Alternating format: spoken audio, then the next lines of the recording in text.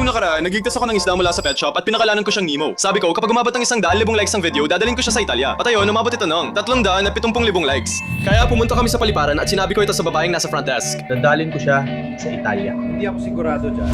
Sige. Lahat ng likido ay dapat mas mababa sa 3 onsa. Oo, medyo KJ siya pero pagkatapos gumastos ng $1,000, nakuha namin ang aming mga tiket at tumuloy kami sa TSA.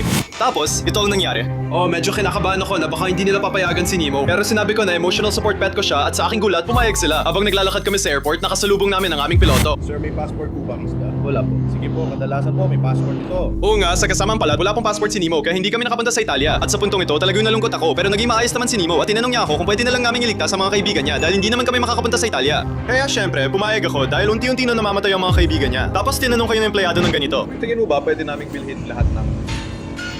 At sinabi niyang kaya abangan niyo yung part 2 para makita niyo yung iligtas ko lahat ng mga kaibigan ni Nemo.